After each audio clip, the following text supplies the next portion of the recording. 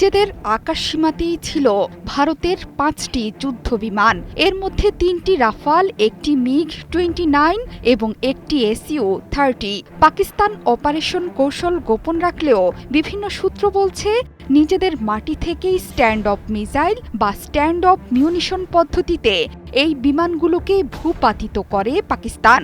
Stand of munition পদ্ধতি হলো এমন ক্ষেপণাস্ত্র যা অনেক দূর থেকে নিক্ষেপ করা হয়ে থাকে। আক্রমণকারীরা সীমার বাইরে দাঁড়িয়ে লক্ষ্যবস্তুতে আঘাত করতেই এই পদ্ধতি ব্যবহার করে থাকে। স্ট্যান্ড অফ অস্ত্রের মধ্যে আছে ক্রুজ ক্ষেপণাস্ত্র, গ্লাইড বোমা বা স্বল্পপাল্লার ক্ষেপণাস্ত্র। সে কারণে বিমানগুলো ভারতীয় আকাশসীমায় থাকলেও সেগুলোকে ভূপাতিত করতে সক্ষম হয়েছে পাকিস্তান। পাকিস্তানের এমন প্রস্তুতিতে নাজেহাল হল ভারত। আকাশযুদ্ধে বড়সড় ধাক্কা খেলেন নরেন্দ্র মোদী সরকার।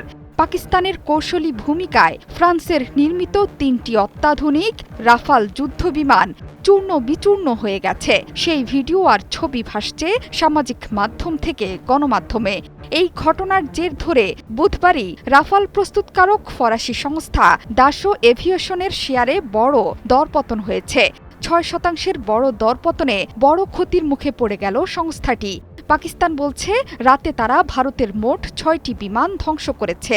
এর মধ্যে ৩টি রাফাল, একটি মিগ-29, একটি SU-30 এবং একটি হেরন নজরদারি ড্রোনও।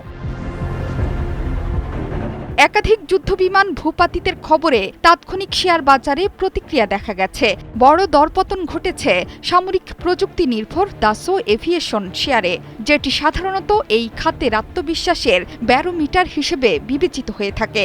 রাফাল জেটের কার্যকারিতা এবং ভারতের কৌশলগত অবস্থানের উদ্বেগ সৃষ্টি হওয়ায় সরাসরি ক্ষতির শিকার হয়েছে সংস্থাটি। ভারতের বিরুদ্ধে এই প্রতিরোধে পাকিস্তানের কোনো বিমানের ক্ষতি হয়নি বলছে দেশটির সামরিক বাহিনী। পাকিস্তানের প্রত্যাঘাতে ব্যবহৃত সব বিমান নিরাপদে ঘাঁটিতে ফেরত যায়। এমনকি অভিযানের প্রস্তুতি এবং পাকিস্তানের আকাশসীমা রক্ষায় তাদের দৃঢ় প্রতিজ্ঞার ওপর জোর দিচ্ছেন সামরিক বাহিনীর মুখপাত্র। পাকিস্তান জানিয়েছে, ভূপাতিত হওয়া একটি রাফাল এবং একটি SU-30 বিমান বাহাওয়ালপুরের পূর্বে আহমেদপুর এবং আরেকটি রাফাল LOC থেকে প্রায় ১৭ নটিক্যাল মাইল দূরে পুলওয়ামা জেলার দক্ষিণ পশ্চিমে বিধ্বস্ত হয়েছে।